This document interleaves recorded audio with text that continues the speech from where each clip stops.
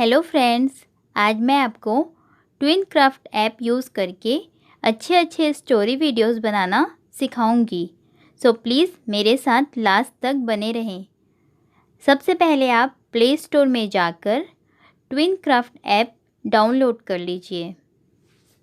Download करने के बाद हम इस ऐप को ओपन करेंगे। ओपन करने पर हमें कुछ ऐसी स्क्रीन दिखाई देगी। फर्स्ट टाइम इस ऐप को डाउनलोड करने के बाद ऐप हमें फ्री ट्यूटोरियल देता है।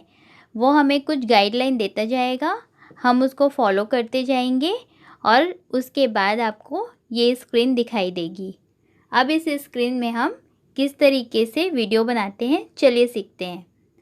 सबसे पहले हम क्रिएट स्टोरी पर क्लिक करेंगे। फिर हमें एक ऐसी स्क्रीन दिखाई देगी। यहाँ पर आपको एक पर्पल कलर का हाफ सर्कल दिखाई दे रहा होगा जिसमें एरो बना है। हम इस एरो को टच करेंगे। इस एरो को टच करने पर सबसे फर्स्ट आता है हमारा कैरेक्टर्स। हम कैरेक्टर्स पे टच करते हैं तो हमें यहाँ पर बहुत सारे कैरेक्टर्स दिख जाएंगे जो सबसे पहले डाउनलोडेड नहीं होते हैं। हम इसे फिंगर टच करके डाउनलोड करेंगे। अब मैं यहाँ पर टॉम को लेती हूँ और एक बार और करके लव को लेती हूँ। ठीक है, ये दो कैरेक्टर हो गए। अब फिर से हम पर्पल वाले एरो को टच करके कैरेक्टर के जस्ट बगल में बैकग्राउंड को टच करते हैं। बैकग्राउंड को टच करने पर भी हमें बहुत सारे बैकग्राउंड के ऑप्शन यहाँ पर दिखाई देंगे।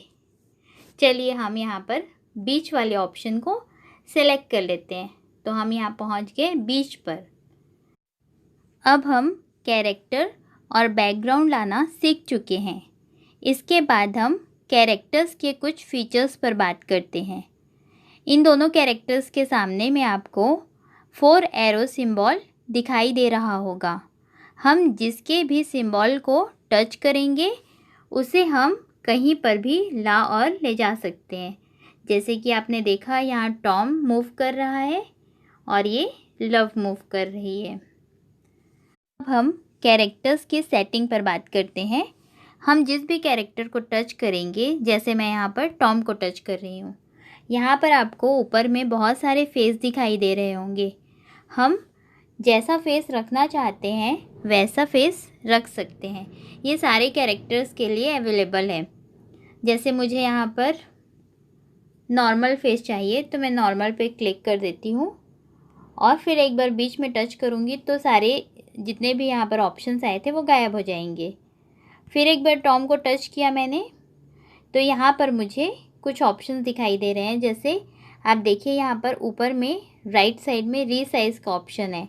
इसको अगर हम टच करेंगे तो ये टॉम छोटा और बड़ा जैसा भी साइज हमें चाहिए ये हो जाएगा। यह है रिसाइज का ऑप्शन। इसके बाद है रोटेट। नीचे में राइट साइड में है रोटेट। रोटेट करने पर टॉम पूरा 360 डिग्री रोटेट भी हो जाएगा। ये हम हर कैरेक्टर पर कर सकते हैं। इसके बाद है सेटिंग। ऊपर में आपको लेफ़्ट साइड में सेटिंग दिखाई दे रही होगी। ये है स्पीच सेटिंग। यहाँ पर हर कैरेक्टर की आवाज़ का टेम्पो और पिच पहले से सेट है। अगर हमको लगता है कि हमें अपनी नॉर्मल वॉइस ही रखनी है तो हम यूज़ नॉर्मल वॉइस पर टच कर देंगे और फिर हमारी नॉर्मल वॉइस ही इस कैरेक्टर से आएगी। अगर हमको लगता है कि ये जो सेटिंग है वो सही नहीं है, हमें टॉम की आवाज़ को थोड़ा भारी करना है या थोड़ा पतला करना है, टॉम जैसे जिस स्पीड में बोलता है उसको हम स्लो स्पीड में बोलवाना चाहते हैं या फास्ट में, तो हम यहाँ पिच और टेम्पो को चेंज कर सकते हैं। यूज़ नॉर्मल वॉइस को चेंज करके रीसेट स्लाइडर में टच करेंगे और टेम्पो को बढ़ा के घटा सकते हैं, पिच को बढ़ा के घटा के कैसे भी यूज़ कर सकते हैं। इसका डेमो मैं आपको दिखाती हूँ। सबसे पहले हम सबको वापस करके यहाँ पर फ्रेम यूज़ करते हैं। जैसे लव है, इस पे हम स्पीकर पे टच करते हैं। हेलो टॉम, कहाँ जा रहे हो? कैरेक्टर में आवाज़ डल जाने के बाद स्पीकर की जगह आपको प्ले बटन दिखाई देगी। प्ले बटन पर क्लिक करके आप फिर से उस आवाज़ को सुन सकते हैं। अगर कोई गलती हो तो बगल में डिलीट का ऑप्शन है, आप आवाज़ को डिलीट करके फिर से उसमें नई आवाज़ डाल सकते हैं। अलग अलग कैरेक्टर्स की लाइन बोलने के लिए हम अलग अलग फ्रेम यूज़ करेंगे। अगर हमने एक ही फ्रेम में सभी कैरेक्टर्स की लाइन कह दी तो सभी कैरेक्टर्स एक साथ बोलने लगेंगे और हमें कुछ भी समझ नहीं आएगा। फ्रेम्स चेंज कैसे करते हैं ये देखिए। आपको सबसे नीचे एक वाइट कलर की स्लाइड दिखाई दे रही होगी, जिसमें अभी जो सीन है वैसा ही सीन है एक, और उसके बगल में प्लस का निशान है। हम इस प्लस पर क्लिक करेंगे। सेम कॉपी पिक्चर हमें सेकेंड स्लाइड में भी दिखाई देगी।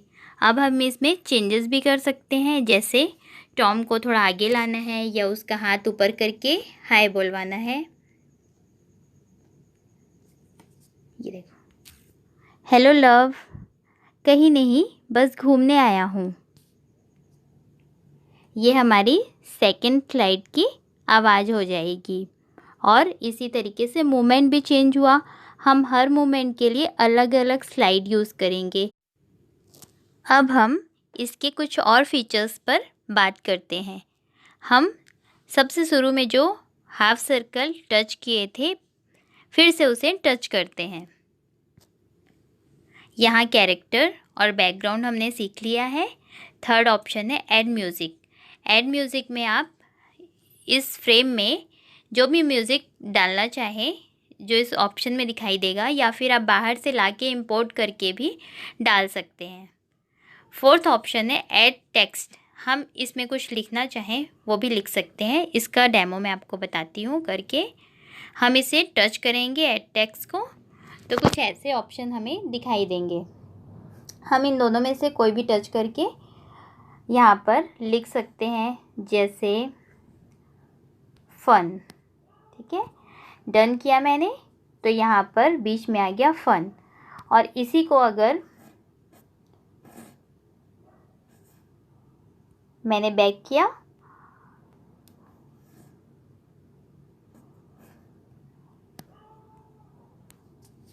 इसको अगर मैं डिलीट करना चाहूँ या बड़ा करना चाहूँ तो इस तरीके से बड़ा करना, रोटेट करना या फिर डिलीट कर सकती हूँ। एक बार और आपको मैं टेक्स्ट का ऑप्शन बताती हूँ। ये ऐड टेक्स्ट है, यहाँ पर ये अलग अलग ऑप्शंस दिए हुए हैं, जैसे ब्लू, यहाँ पर मैसेंजर ब्लू लेफ्ट। तो इसमें अगर टच करेंगे हम, तो हमको जो भी लिखना है हम यहाँ पर लिख दिए और वो कुछ ऐसे दिखाई देगा।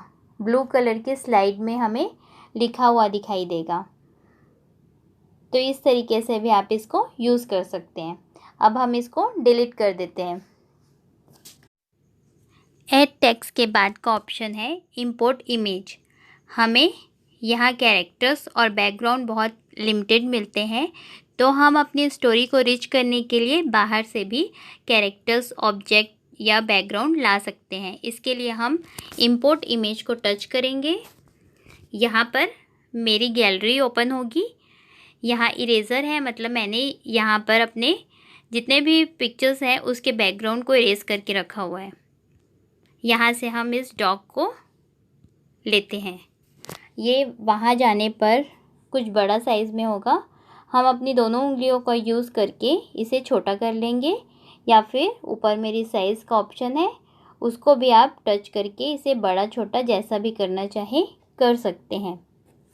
अब मैंने आपको लगभग सारे ऑप्शंस और सारे फंक्शन बता दिए हैं। अब नेक्स्ट वीडियो में मैं आपको बताऊंगी कि हम इन फंक्शंस का यूज़ करके कैसे एक एनिमेटेड वीडियो बनाते हैं। आप सभी ऐसे ही मेरे साथ बने रहिए। Thank you so much for watching.